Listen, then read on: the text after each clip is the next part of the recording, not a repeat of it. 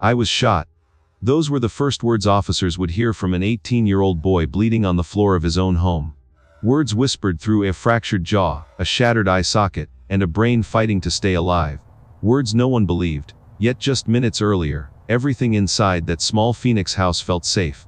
It was the night before Christmas. Holiday lights flickered outside, and inside Ryan Waller and his girlfriend, Heather Kwan, were settling in for a quiet evening. Two young people relaxed, completely unaware that danger was already walking toward their window. Out in the darkness, two men approached with cold, calculated purpose. They did not yell. They did not demand. They simply smashed the glass and entered the home like predators moving into a den. The first gunshot came without warning. A brutal flash. A deafening crack.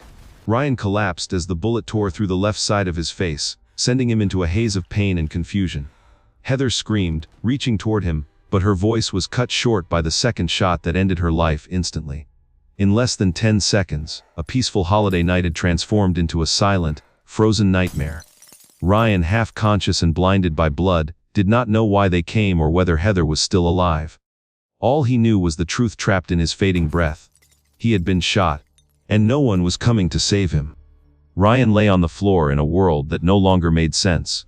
The gunshot had stolen his vision on one side, and filled his head with a deep ringing that drowned out everything else.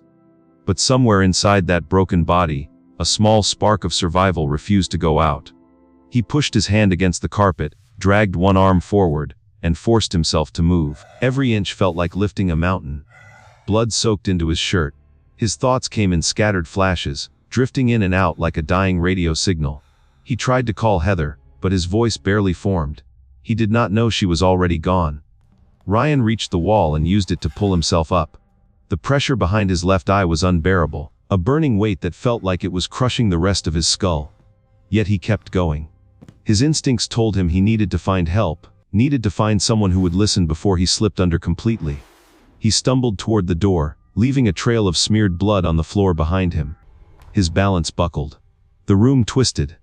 His brain, swelling rapidly, fought against his own skull.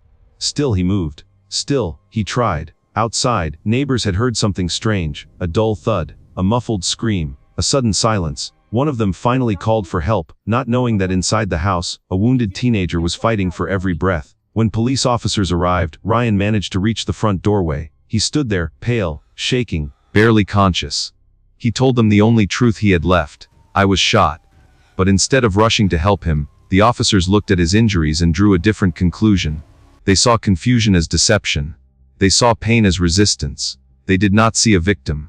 They saw a suspect. And just like that, the last bit of hope Ryan had managed to hold on to began to slip away. Ryan should have been in an ambulance. He should have been on a stretcher with paramedics rushing him to emergency care. Instead, he was placed in the back of a patrol car, bleeding into the seat, drifting in and out of awareness. His head throbbed with a pressure so intense it felt like the world was squeezing him from the inside. But to the officers, his slow responses and wandering eyes looked like something entirely different. They believed he was hiding something. Inside the small interview room, a camera pointed directly at him. The footage would one day break millions of hearts. Ryan sat slumped forward, his swollen face tilted to the side as if his neck could no longer support the weight of his own skull. His left eye was shut tight, not from choice but from trauma. His hands trembled on the table while he tried to understand why he was there, why no one had helped him, why everything felt like a nightmare. The detective entered with the certainty of a man who believed he already knew the truth. He spoke fast, sharp, direct. He wanted answers. He wanted timelines. He wanted confessions. Ryan blinked slowly, trying to piece together the words. He touched the side of his damaged face and whispered again that he had been shot. His voice was soft and uneven, like someone speaking through broken gears. But the detective dismissed it. He had seen suspects lie before, and he assumed this was just another performance. Minutes passed, and the detective pushed harder. He asked why Heather was dead. He asked what led to the shooting. He asked what Ryan was hiding. Each question felt like a blow to someone already on the edge of consciousness. Ryan tried to reply, but his thoughts drifted in and out like waves pulling away from shore. He repeated the only truth he could hold on to. I was shot. Over and over, desperate for someone to listen.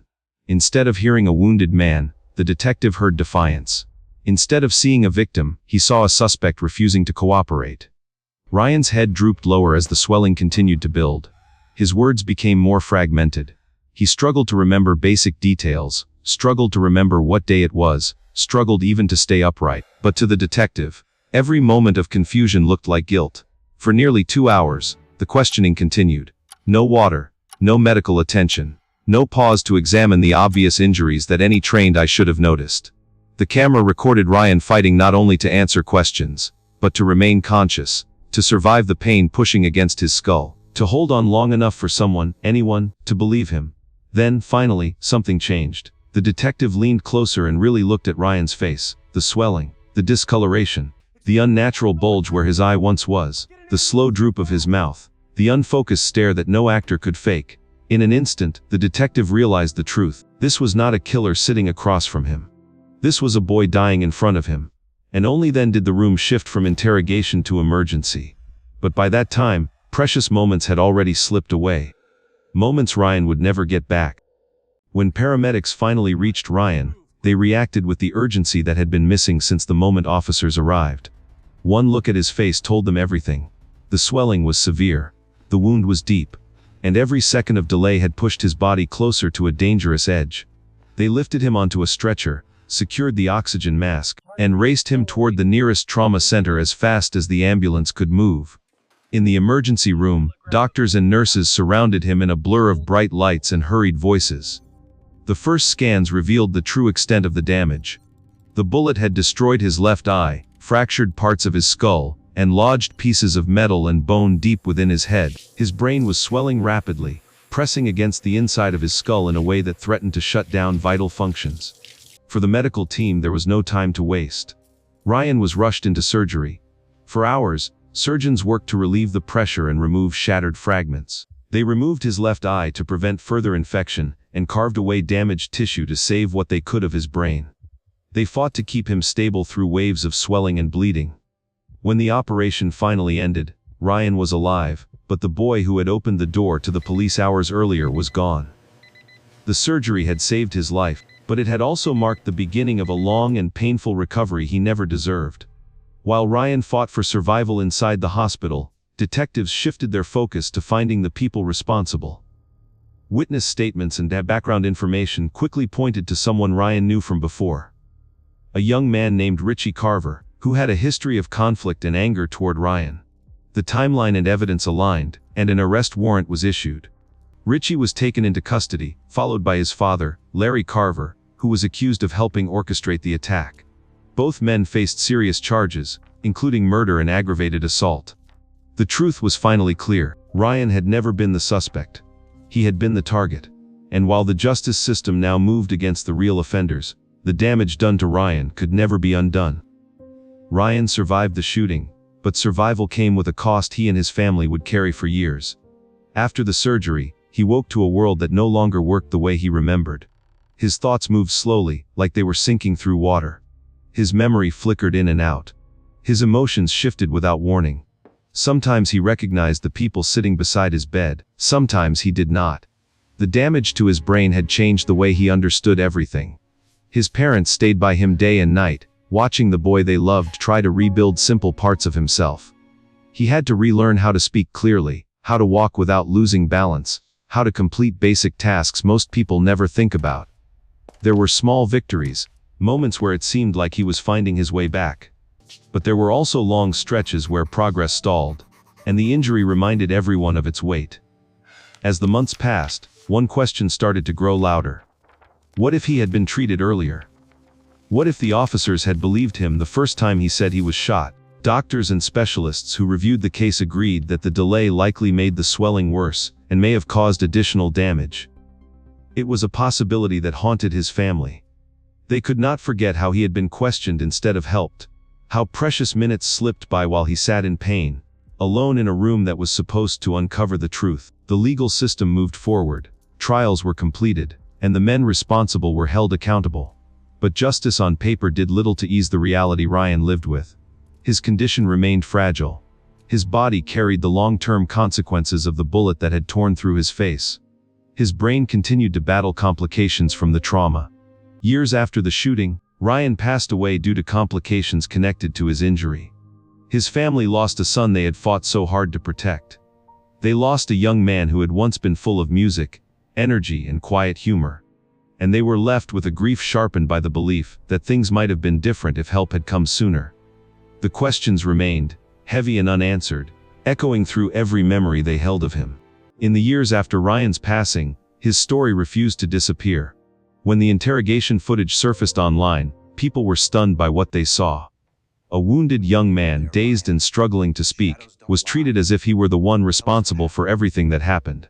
Viewers around the world felt the same mix of heartbreak and outrage. Many could not understand how someone in such obvious pain had been questioned instead of helped.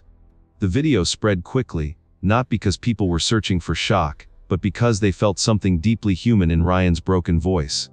They saw a young man who kept telling the truth, yet was unheard. A young man who needed compassion, but received suspicion. His story became more than a case file. It became a reminder of what happens when assumptions replace empathy and when critical moments are lost to doubt.